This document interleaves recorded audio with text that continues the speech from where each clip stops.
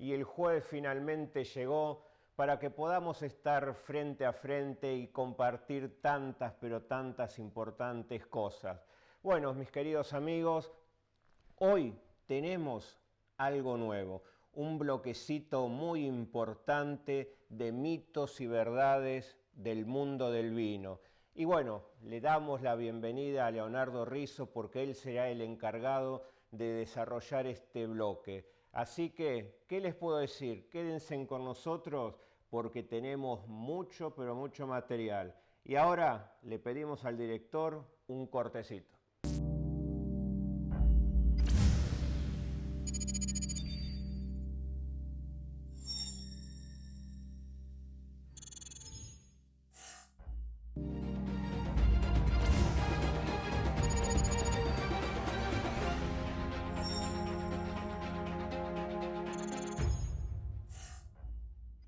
Y ahora viajamos a Italia para dialogar con nuestra corresponsal y amiga, la licenciada Julia Cucciarelli, a quien le digo bienvenida a Este es tu lugar TV.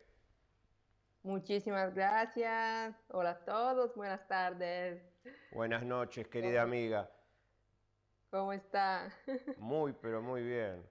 Ahora estamos en contacto con Italia. ¿Qué más podemos pedir? Bueno, hoy volvemos a hablar de una ciudad de gran tamaño, ¿Sí? y de gran importancia. A ver. Porque, sí, porque vamos a Turín, Torino ¡Oh! en italiano. ¡Qué Sí, bien! sí, La capital del sí. Piamonte. La capital de los Alpes, de Piamonte, así es. Muy bien. Que fue la primera capital de Italia, ¿eh? Capital del Reino de Italia de 1861 al 1865, 4 años.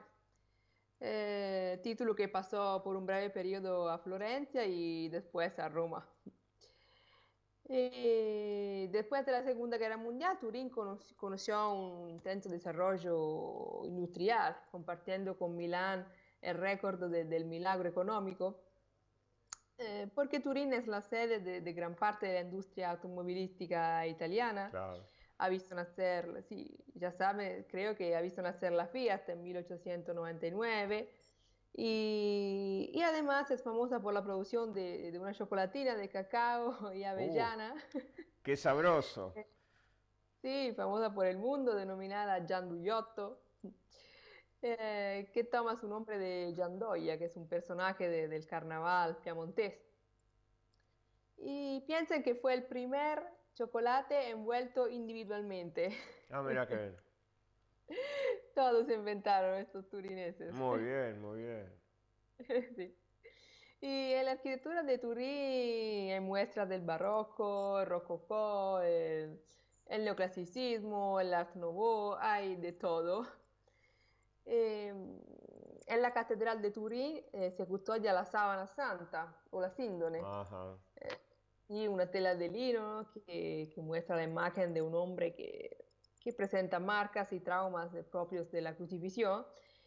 Y se dice que sea la tela que se colocó sobre el cuerpo de Jesucristo en el momento de su entierro, ¿no? Así es. Y sí, y que el rostro que aparece es el suyo, es una reliquia muy, muy importante por la cristianidad. Y el monumento símbolo de Turín y uno de los símbolos de Italia es la Mola Antonelliana, un Ajá. edificio del 1889, alto más o menos 167 metros. Ojo.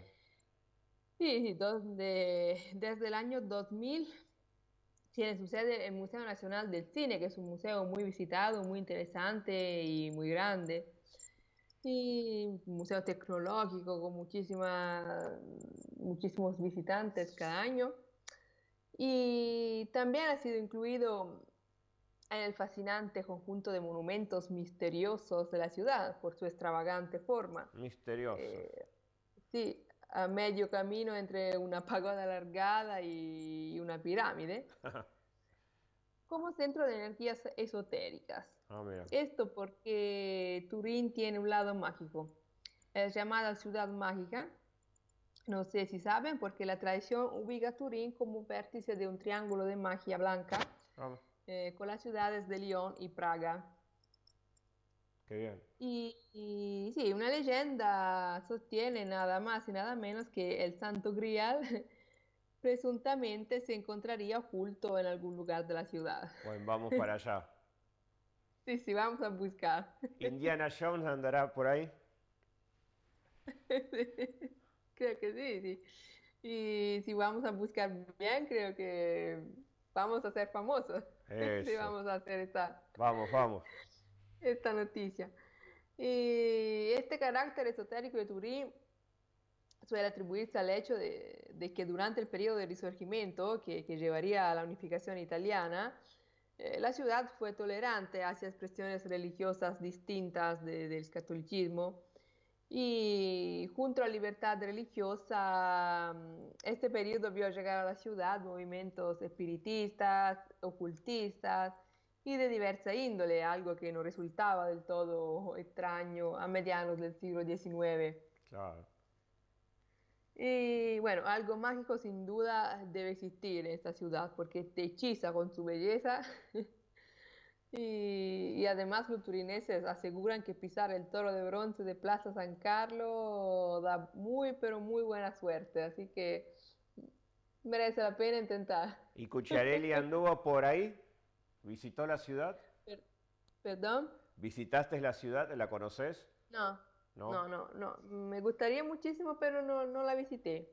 Me contaron muchas cosas amigos, pero yo no la visité y me encantaría. Y bueno, el próximo viaje, El próximo viaje vamos a Turín y encontramos el Santo Grial. exacto, exacto. Y ahí ganas más fama. Sí. Realmente las imágenes que he tenido la posibilidad de ver muestran que es una gran ciudad. Sí, es una gran ciudad con estas Alpes que te dan un vistazo, un vistazo. Y fue una ciudad muy importante en la historia, fue la ciudad de los Saboya, Claro. y en serio, tiene muchísimo que contar. Señorita, la vamos a liberar para que pueda dedicarse a su vida. Ya es de noche en Italia, así que Ya bueno, es noche, así que solo me queda estar con ustedes. bueno. Mi querida amiga, muchísimas gracias y espero que podamos encontrarnos la próxima semana en el aire de AM610. Claro, nos hablamos, nos vemos, Todo un lujo. todo un lujo. Muy bien. Julia, que estés bien. Muy buenas noches. Muy buenas tardes y gracias. Hasta Chao. la próxima, Italia. Hasta la próxima.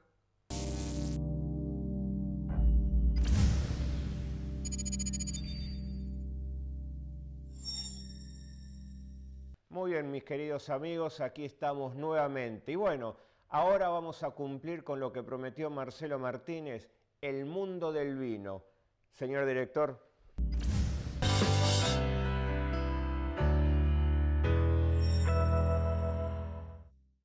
El día de hoy lo que vamos a hacer un poco es charlar sobre el champán, en realidad, que un poco para poder elegir algo, la idea de hoy es enseñarles un par de tips para que aprendan a elegirlos. El champán en realidad en la Argentina no se dice champán, sino vino espumante, porque es una denominación de origen de Francia, en realidad. Ellos tienen una región que se llama Champagne, y bueno, nada.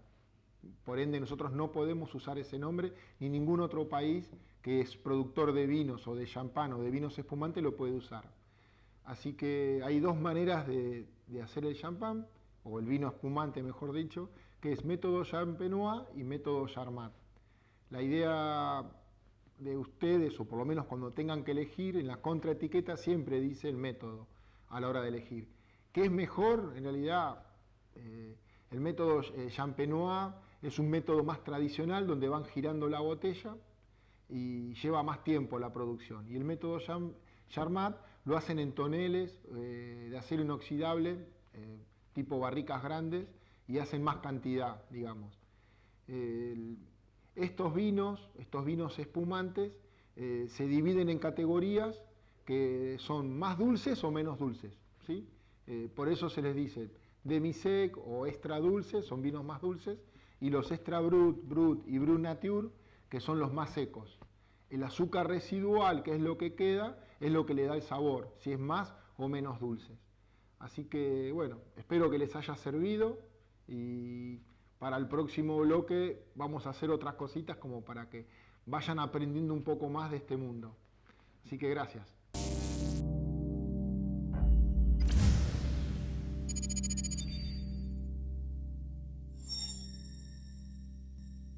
Muy bien, queridos amigos, aquí estamos nuevamente y hoy hemos querido tocar nuevamente el tema de Puerto Rico, la isla, ese territorio que los Estados Unidos en 1898 usurpó, se lo robó a España.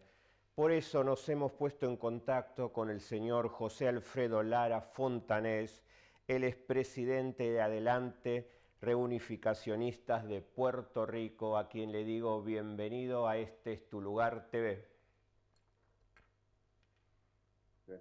Muy buenas noches, un fuerte saludo y abrazo calurosísimo desde el archipiélago de Puerto Rico para todos ustedes en la Argentina y todos los que nos están viendo también de otras partes. Bueno, José, ya en algún otro momento hemos tratado el tema de Puerto Rico, pero como es tan extenso, tratamos un poquito del inicio de la guerra, la actualidad, la situación en la cual se encuentra Puerto Rico, pero a mí me gustaría hoy, si se puede, tratar unos años antes de la invasión de los Estados Unidos. ¿Cómo fue que Puerto Rico se convierte en una provincia autónoma de ultramar? ¿Cómo se llega a esa situación? Muy bien, excelente. Esa es una muy buena pregunta y todos tenemos derecho a conocer la verdad plena, completa, total y absoluta que se nos ha negado de manera incluso académica en las escuelas y las universidades porque convenía a gobiernos. Se enseñó la cosa, incluyendo aquí en Puerto Rico, especialmente en Puerto Rico, de una manera que no ocurrió. La mayoría de nosotros sabemos que Colón llega a Puerto Rico el 19 de noviembre de 1493 en su segundo viaje. Correcto. Poco tiempo después de eso se comienzan a establecer los virreinatos. El virreinato de Santo Domingo, al que Puerto Rico perteneció, el virreinato del Perú, el virreinato de La Plata, el virreinato de la Nueva España, que no se llamaba México, se vino a llamar México después de la independencia. Así es. El virreinato de la Nueva España. Puerto Rico nunca fue una colonia. Existen dos tipos de colonias, lo que se llama una colonia de población, lo que se llama una colonia de explotación. Ajá. Puerto Rico nunca fue una colonia de explotación. Tenemos que decir que fue una colonia de población porque aquí empezaron a llegar europeos, eran españoles, después trajeron las mujeres, empezaron a traer pues todas estas otras cosas de Europa que no teníamos de este lado del mundo, caballos, gatos, perros, vacas, cerdos, ¿no? Todas estas cosas, plantas, claro, frutos que no teníamos del lado de acá. Y entonces empiezan a fundar pues pueblos, villas, aldeas y hasta ciudades con el paso del tiempo. Y eso se llama una colonia de población. Aparte de esas dos acepciones de la palabra colonia tendemos a utilizarla con el matiz que le damos en el siglo XXI, como si así hubiera ocurrido 500 años atrás. Y eso no es cierto. No es justo tampoco. ¿Okay? Hay partes en México, por ejemplo, en donde una pequeña comunidad se llama una colonia. Correcto. Una colonia. Y aquí en Puerto Rico tenemos la realidad de que hay una serie de peruanos muy bien organizados y de mexicanos y hasta de argentinos con la colonia peruana, la colonia mexicana, la colonia argentina. Y eso no es nada malo. Y eso no significa que Puerto Rico sea colonia de estos países, ni tampoco que Puerto Rico tenga colonias en esos países. Correcto. Así que tenemos que partir desde ahí. Puerto Rico, como decía, nunca fue una colonia. Porque un virreinato no es una colonia. Un virreinato es un departamento administrativo de un reino. Virreinato, lo dice la palabra. hay un virrey, hay un individuo que es el que tiene el título de ir segundón después del rey allá en España. Entonces Puerto Rico fue parte del virreinato de Santo Domingo, lo que llamamos hoy la República Dominicana, y después pasó a ser parte del virreinato de la Nueva España.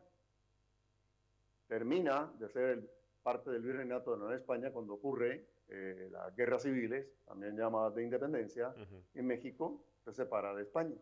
Correcto. Pero Puerto Rico no.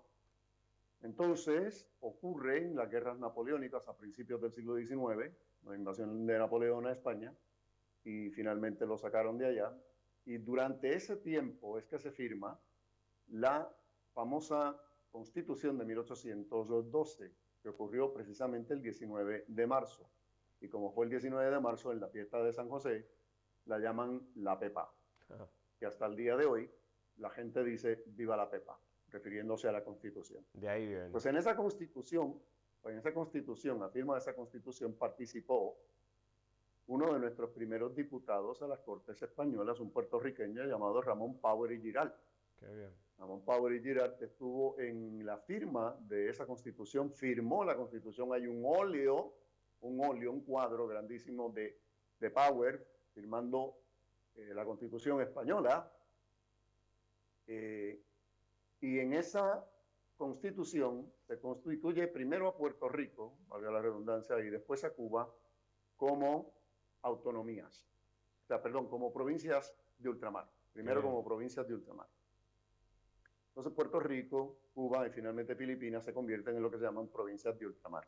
Una provincia otra vez es parte de una nación, parte administrativa de una nación. No puede ser una colonia. Así es. Colonia es lo que tenía Inglaterra en Estados Unidos, las famosas 13 colonias, que eran propiedad de, como pasa ahora que Puerto Rico es propiedad de Estados Unidos, pero no es parte de Estados Unidos. Así es que Puerto Rico sí es una colonia. Ahora sí es una colonia. Volviéndolo a contestar la pregunta, pues ocurre esto, y desde 1812, y aquí en San Juan hay montones de edificios que tienen inscripciones de la época en donde hablan de la provincia de ultramar de Puerto Rico.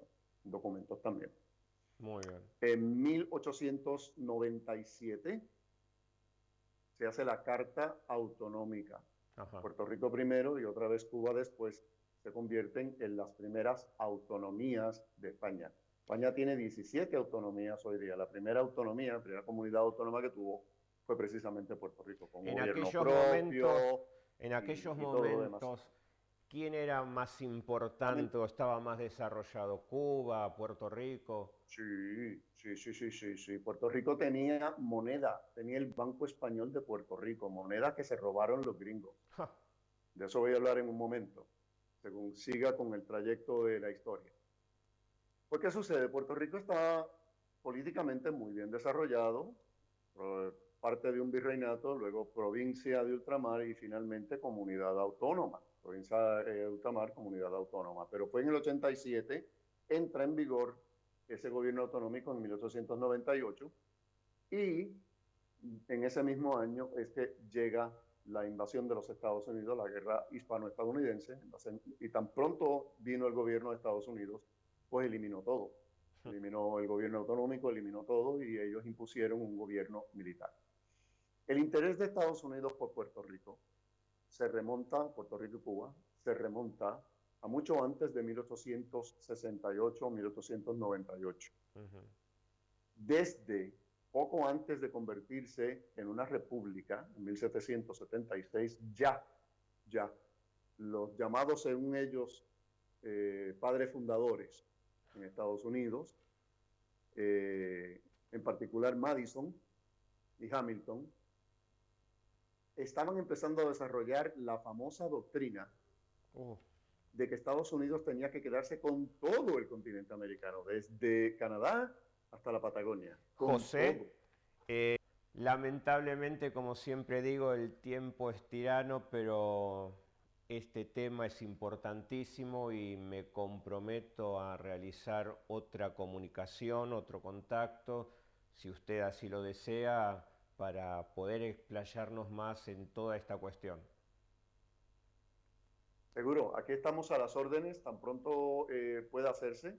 con mucho gusto, porque es mucho lo que tenemos que hablar. Hay que desenmascarar esta historia tan terrible que la gente ha creído que el norteamericano vino a Puerto Rico a liberar, no, vino a explotar. Y que todo lo español es malo, ¿no? Atrocidades. Muy bien. Bueno, hasta la próxima. Mi estimado, hasta la próxima y muchísimas gracias. Adiós.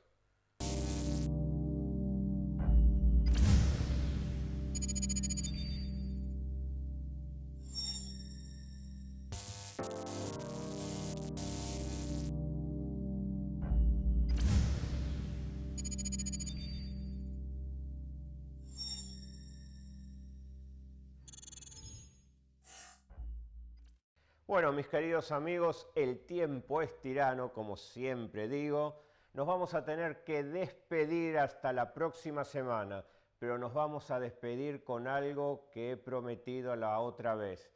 Unas muy buenas imágenes del gran palacio de Chapultepec. Así que Martínez se despide hasta la próxima semana. Adiós, queridos amigos.